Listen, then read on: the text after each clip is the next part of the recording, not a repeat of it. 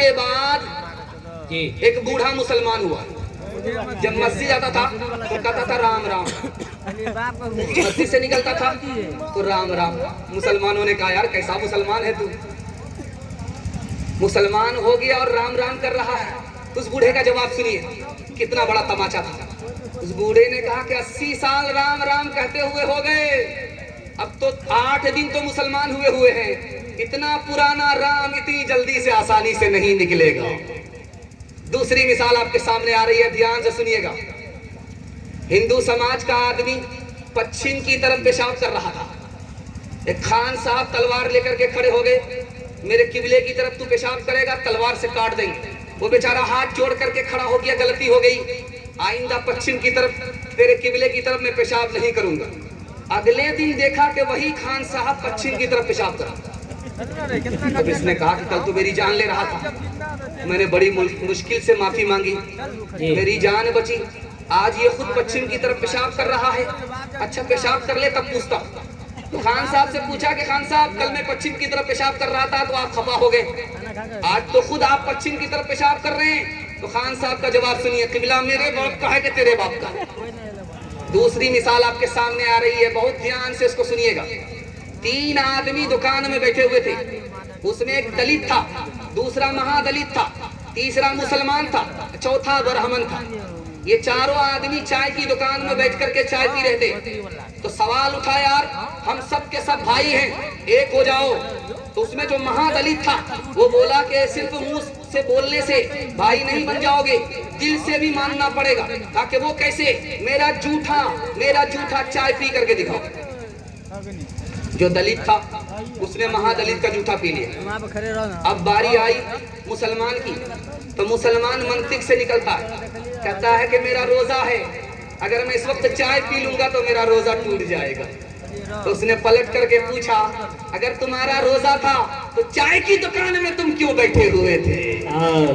ध्यान से सुनिएगा, चौथा नमूना आपकी खिदमत पे लेकर के आ रहा हूं, बहुत ध्यान से इसको सुनने की जरूरत है।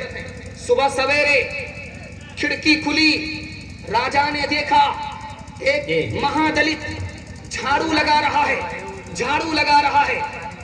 जैसे ही उस पर नजर पड़ी उसको ख्याल आया अब मेरा काम ठीक ठाक नहीं होगा, काम बिगड़ने लगा। जैसे लाइट कभी ऑफ होती है ऑन होती है, ऑफ होती है ऑन होती है, इसी तरह उसकी लाइट ऑन ऑफ होने लगी। उसने अपने वजीर को बुलाया कि मैंने झाड़ू लगाने वाले को सुबह सुबह देख लिया था, इसलिए मेरा काम बन नहीं रहा था, उसको फांसी पर चढ़ा दो। अब वो बेचारा गरीब फांसी पर चढ़ाया जा रहा है। उसने बादशाह से पूछा कि बादशाह सलामत, मुझको जो फांसी पर चढ़ा रहे हो क्यों चढ़ा रहे हो?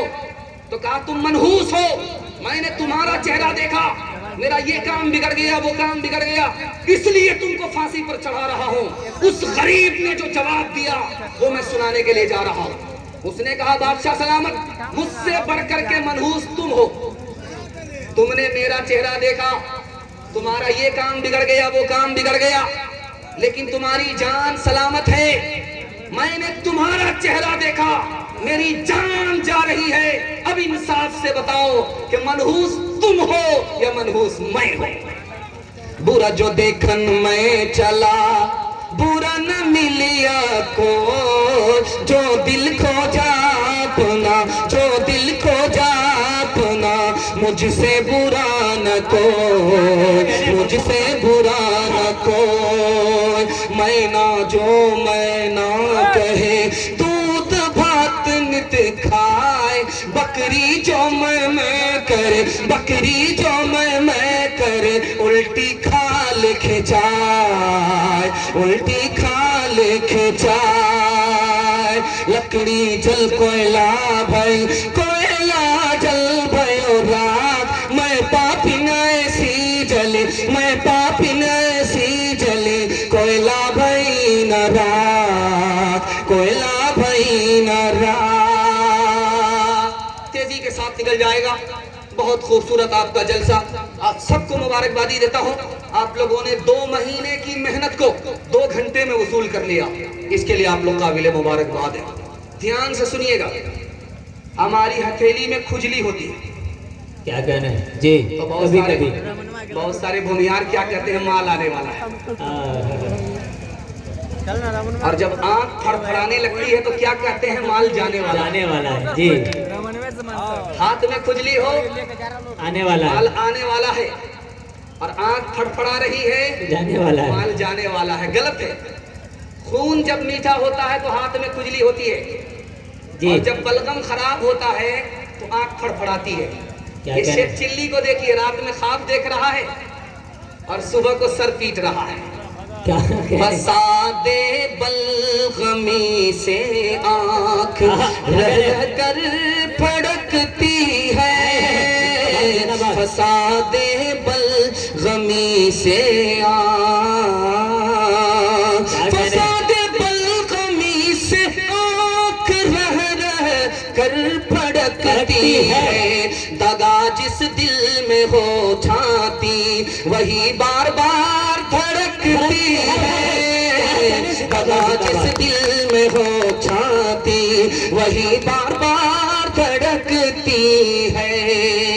क्या कहने? जिंदाबाद जिंदाबाद हिचकी आ जाए, जी। क्या कहते हैं? तुमको कोई याद कर रहा है। क्या कहने? जरा सा हिचकी आई, इस नवाब साहब को कोई याद कर रहा है। क्या ये कहने? तो किसी को याद नहीं करता, इसको कौन याद करेगा? इस नालायक को कौन याद करता है? जी। मामला क्या है देखिए, मैं दिखाने के लिए जा रहा हूँ। ये जो हिचकी आती है, खाना सही से खाया नहीं जाता इसलिए हिचकी आ जाती है। जी बिल्कुल। पानी सही से पिया नहीं जाता इसलिए हिचकी आ जाती है। शायरों ने ख्याली दुनिया में दूसरे को खुश करने के लिए जी। शेर पढ़ दिया और लोगों ने इसको तकिया बना लिया, मशहूर कर दिया कि हिचकी आएगी तो तुमको कोई याद कर रहा है। क्या ये तो कहने? सबको भुलाए हुआ है, इसको कौन याद करेगा? वक्त बर्बाद करता रहता हूँ, क्या कहने? जिंदाबाद रोज जिंदाबाद। फरियाद करता रहता हूँ। बाबा बाबा। हिचकियाँ तुझको रही होंगी, मैं तुम्हें याद करता रहता हूँ। क्या कहने? मैं तुम्हें याद करता रहता हूँ। और क्या तब आप कहने? देखेंगे जिंदाबाद जिंदाबाद। देखिए भाई, छप्पर पर- शायरी के जरिए मुफ्ती साहब डॉक्टर का काम कर रहे हैं माशाल्लाह। क्या कहने?